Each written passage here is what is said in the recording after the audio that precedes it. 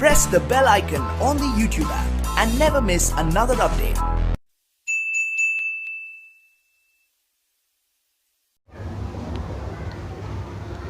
Hello friends, welcome back to my another video on MSc classes online. तो दोस्तों, आज से हम क्लास 10 साइंस की शुरुआत करेंगे और हम वो भी फर्स्ट चैप्टर से शुरुआत करने वाले हैं। तो चलिए फ्रेंड्स, वीडियो को स्टार्ट करते हैं। लेकिन फ्रेंड्स, वीडियो को स्टार्ट करने से पहले मेरी आप लोगों से एक छोटी सी रिक्वेस्ट है कि अगर आप हमारे चैनल पर नए हैं तो चैनल को सब्सक्राइब कर बेल आइकन को जरूर प्रेस कर लीजिए, ताकि फ्रेंड्स जब भी मैं नई वीडियो लेकर आऊँ तो इसकी नोटिफिकेशन सबसे पहले आपको मिले। और साथ ही साथ फ्रेंड्स, इस वीडियो को भी लाइक करते हुए चलिए। तो चलिए वीडियो को स्टार्ट करते हैं। देखिए फ्रेंड्स, चैप्टर का नाम है केमिकल रिएक्शन एंड इक्वेशन, और इस चैप्टर को पढ़ने से पहले हमें समझना पड़ेगा केमिकल रिएक्शन क्या होता है, और उससे भी पहले फ्रेंड्स हमें समझना पड़ेगा केमिकल रिएक्शन से पहले केमिकल चेंजेस के बारे में। छोटा सा एग्जांपल लेते हैं जो कि आपके डेली लाइफ से जुड़ा हुआ है। आपने देखा होगा कि आपके घर पे जो दूध पड़ा हुआ होता है फ्रेंड्स, काफ़ी टाइम तक जब वो दूध आपके घर पे रूम टेम्परेचर पे ऐसे पड़ा होता है तो कुछ टाइम बाद क्या होता है, वो फट जाता है और दही में कन्वर्ट हो जाता है। इसके साथ साथ एक दूसरा एग्जांपल लेते हैं। आपने देखा होगा स्टार्टिंग में जब कोई लोहे का सामान खरीद कर लाते हैं तो उस टाइम पे उसकी शाइनिंग होती है, काफ़ी चमक होता है उसके अंदर। लेकिन फ्रेंड्स, जब वो सामान काफ़ी टाइम तक पड़ा हुआ होता है, आपने देखा होगा उसके ऊपर एक छोटी सी जो सामान के ऊपर लेयर जमनी स्टार्ट हो जाती है। काफ़ी टाइम के बाद उसके ऊपर लेयर जमनी स्टार्ट हो जाती है, जिसे रस्ट कहते हैं, यानी जंग का नाम देते हैं। ठीक है फ्रेंड्स, तो ये सारी चीज़ें जो आप देखते हैं अपने डेली लाइफ में, या आपने देखा होगा कोई भी फल आप लेकर आते हैं, काफ़ी टाइम तक जो फल पड़ा हुआ होता है तो वो सड़ने लग जाता है। तो ये सारे जो एग्जाम्पल्स, ये अपने डेली लाइफ से जो एग्जाम्पल्स आप जो देखते हैं, ये सभी चीज़ जो देखते हैं, ये सभी क्या है, ये केमिकल चेंजेस है। ये क्या होता है, उसके अंदर एक केमिकल की वजह से चेंज आ जाता है, जिससे क्या होता है, जो दूध हो या कोई भी लोहे का सामान हो, वो अपनी ओरिजिनल प्रॉपर्टी को खो देता है, जिसकी वजह से क्या होता है, वो दूध जो है दही में कन्वर्ट हो जाता है। जो लोहा होता है उसमें जंग लगना शुरू हो जाता है। जो फल होते हैं वो सड़कर वो आगे ख़राब हो जाता है। ठीक है, अब चलिए बात करते हैं केमिकल रिएक्शन की। केमिकल रिएक्शन का एक छोटा सा एग्जांपल लेते हैं। क्या पहले समझते हैं केमिकल रिएक्शन को? The process in which new substance with new property form is called chemical reaction. मैंने आपको क्या बताया कि देखिए, केमिकल चेंजेस में मैंने आपको बताया कि जो भी सब्सटेंस जिसके अंदर भी चेंज होगा, जिसके अंदर भी केमिकल चेंज होगा, वो क्या करेगा, उसकी बेसिक जो प्रॉपर्टी होती है, ओरिजिनल प्रॉपर्टी होती है, वो खो चुका होता है, और जो नया सब्सटेंस बनता है उसकी एक नई प्रॉपर्टी हो जाती है।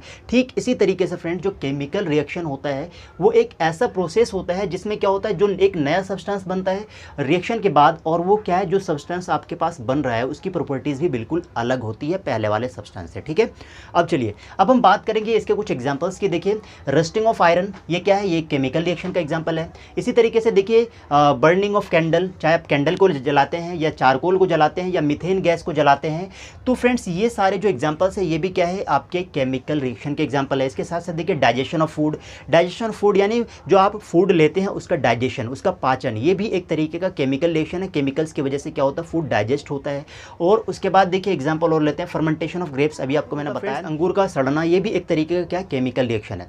अब इसके साथ साथ देखिए कुछ एग्जांपल्स अगर आप और लेना चाहेंगे तो आप देखिए, रेस्पिरेशन, जो आप सांस लेते हैं, ये भी एक तरीके का केमिकल रिएक्शन है।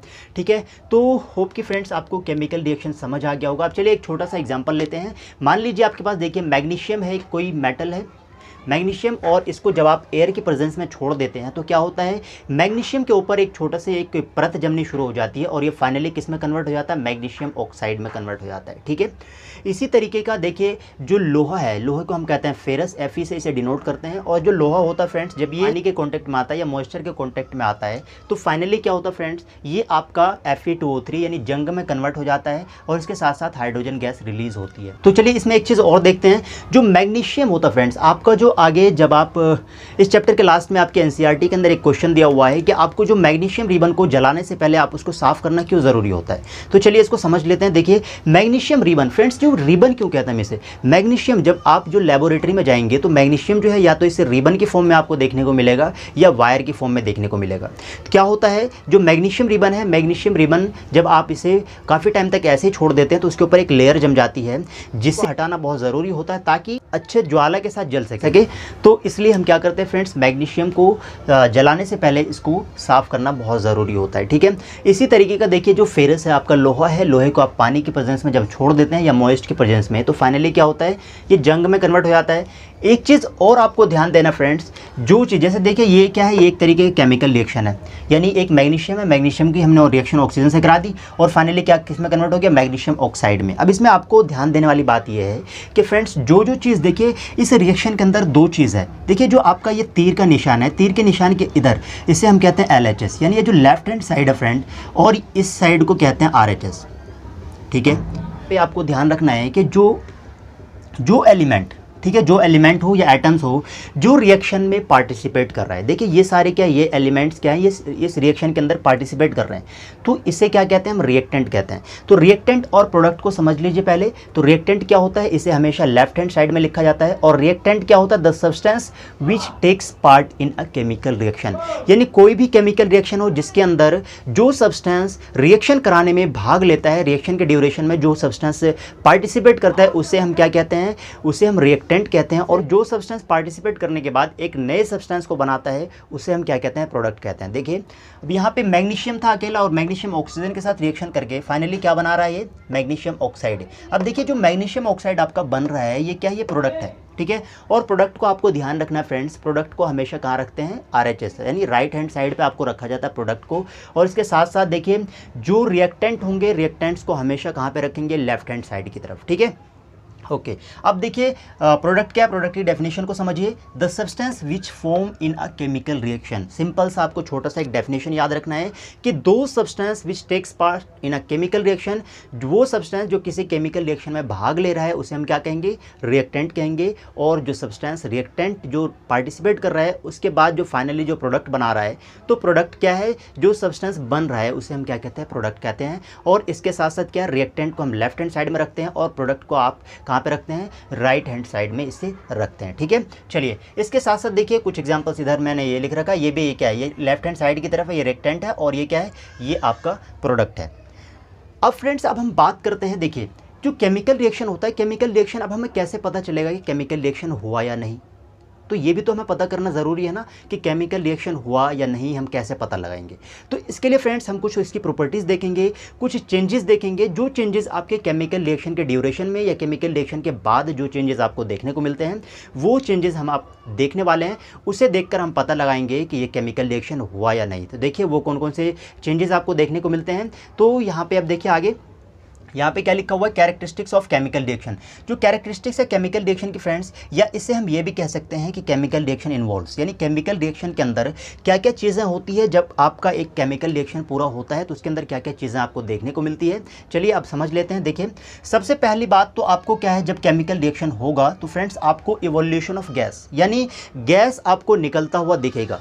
सारे रिएक्शन के अंदर तो नहीं फ्रेंड्स, कुछ कुछ रिएक्शंस ऐसे होंगे जिसके अंदर आपको गैस रिलीज होता हुआ दिखेगा। अब चलिए वो एग्जांपल्स, उसके लिए एग्जांपल्स देख लेते हैं एक बार।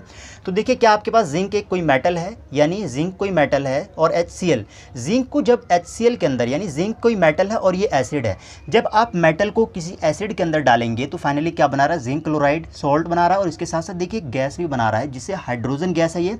और ये ऊपर जो एरो का निशान है फ्रेंड्स, ये एरो ये डिनोट कर रहा है कि गैस जो है ऊपर निकल रही है, ठीक है। तो चलिए अब समझ लेते हैं कि जो इवोल्यूशन ऑफ गैस कैसे हो रहा है। कोई भी रिएक्शन है, कौन सा रिएक्शन, किसी भी मेटल के रिएक्शन फ्रेंड्स जब आप एसिड से कराएंगे, चाहे कोई भी मेटल है, चाहे फेरस हो, चाहे वो क्या कहते हैं आपका जिंक हो, चाहे आपका क्या है कॉपर हो, जब ये मेटल आप किसी एसिड से, एसिड में कुछ भी ले सकते हैं आप, HCl ले सकते हैं, H2SO4 ले सकते हैं, HNO3 ले सकते हैं फ्रेंड्स, यानी कोई भी एसिड हो या जब मेटल की रिएक्शन होती है, एसिड और मेटल की रिएक्शन होने के बाद फ्रेंड्स आपको हमेशा क्या मिलता है, सॉल्ट प्लस एक गैस मिलती है जिसे हाइड्रोजन गैस का नाम देते हैं, सॉल्ट प्लस हाइड्रोजन गैस। तो देखिए यहाँ पे क्या है, हमने जिंक मेटल को HCl के साथ रिएक्शन कराया है, और इसके साथ साथ देखिएगा क्या है, ZnCl2, ZnCl2 फ्रेंड्स ये एक सॉल्ट है, जिंक क्लोराइड, ठीक है। और इसके साथ साथ क्या है, इसके साथ साथ फ्रेंड्स आपको एक गैस भी मिल रही है जो हाइड्रोजन गैस है। तो इससे हमें पता चल रहा है कि जब एक केमिकल रिएक्शन होता है, इसके अंदर क्या होता है, केमिकल रिएक्शन के ड्यूरेशन में गैस का भी इवोल्यूशन होता है। और दूसरा देखिए इसके अंदर आपको और चेंजेस देखने को मिलेंगे, क्या, चेंज इन कलर। जब कुछ रिएक्शंस ऐसे होंगे जिसमें फ्रेंड्स आपको कलर में भी चेंजेस देखने को मिल सकते हैं। अब देखिए क्या है, यहाँ पे हमने लिया हुआ फेरस सल्फेट। फेरस सल्फेट को जब हम, ये निशान फ्रेंड्स जो डेल्टा का निशान है ट्राइंगल का, ये हीट का निशान होता है, आपको ध्यान रखना है, ठीक है। जब आपको किसी भी एरो के अंदर फ्रेंड्स इस तरीके से आपको जब डेल्टा का निशान हो या ये ट्रायंगल का निशान आपको कहीं भी दिख जाए तो आपको ध्यान रखना है ये हीट का निशान है। इसका मतलब क्या है, जो सब्सटेंस आप इधर की तरफ ले रहे हैं इसका मतलब इसे हमने हीट किया हुआ है, ठीक है। तो यहाँ पे देखिए फेरस सल्फेट को हमने हीट किया और इससे क्या बन रहा है, फेरिक ऑक्साइड बन रहा है, सल्फर डाइऑक्साइड बन रहा है और सल्फर ट्राइऑक्साइड बन रहा है। अब इसमें देखिए कलर में चेंजेस क्या है, कैसे कलर में चेंजेस है।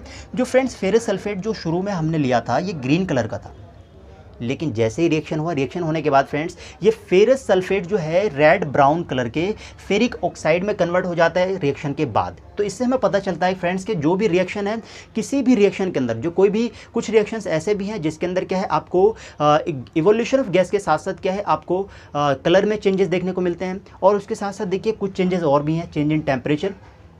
अब टेम्परेचर में चेंज किस तरीके से देखने को मिलते हैं, इसका एक छोटा सा एग्जांपल लेते हैं पहले। तो फ्रेंड्स आपको क्या करना है, एक छोटा सा बीकर लेना है या कोनिकल फ्लास्क लेना है। उसके अंदर क्या करेंगे, आप थोड़ा सा सूखा चूना डालेंगे। तो सूखा चूना होता है, इसको देखिए, सूखे चूने का फॉर्मूला होता है फ्रेंड्स, इसे हम कहते हैं क्विक लाइम। आपको याद रखना है, इसे कहते हैं क्विक लाइम। ये इसका क्या होता है, ये केमिकल नेम होता है चूने का, इसे हम कहते हैं क्विक लाइम। और जब आप इसे क्या करेंगे, वाटर के अंदर डालना है। जब बीकर के अंदर आप क्या करेंगे, वाटर लेंगे और वाटर के अंदर आपको चूना डालना है। तो आप क्या करेंगे, थोड़ी देर के बाद फ्रेंड्स आप ऑब्जर्व करेंगे उसके अंदर क्या बबल्स होने शुरू हो जाते हैं, बबल्स यानी बुलबुले आने शुरू हो जाते हैं।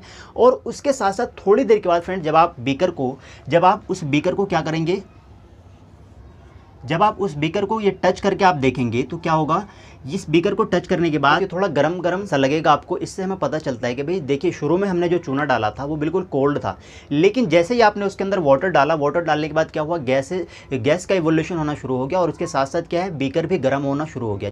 तो फ्रेंड्स इससे हमें पता चलता है कि कुछ रिएक्शंस ऐसे हैं जिसके अंदर आपको टेम्परेचर में भी चेंज देखने को मिलता है। ठीक है, अब चलिए इसके साथ साथ एक और छोटा सा देखिए, यहाँ पे एग्जांपल मैंने लिखा हुआ है कि कैल्शियम ऑक्साइड लिया जिसे हमने क्विक लाइम का नाम दिया है। उसके साथ साथ क्या फ्रेंड्स, हमने वाटर में डाला इसको, तो क्या बन गया, ये फाइनली ये सेलेक्ट लाइम में कन्वर्ट हो गया जिसे कैल्शियम हाइड्रोक्साइड बोलते हैं। और इसका फ्रेंड्स केमिकल नेम होता है सेलेक्ट लाइम, आपको याद रखना है। और फाइनली क्या, इसके साथ साथ हीट भी रिलीज हो रहा है। उसके बाद फ्रेंड्स देखिए, इसके एक और आपको कुछ चेंजेस देखने को मिलता है, फॉर्मेशन ऑफ पीपीटी। पीपीटी समझिए पहले क्या है, पीपीटी का मतलब फ्रेंड्स कोई भी रिएक्शन है, रिएक्शन होने के बाद मान लीजिए आपने रिएक्शन कराया, रिएक्शन होने के बाद कुछ सब्सटेंस क्या होते हैं, जब आपने दो सब्सटेंस को मिक्स किया तो कुछ सब्सटेंस क्या होता है, सॉलिड की फॉर्म में।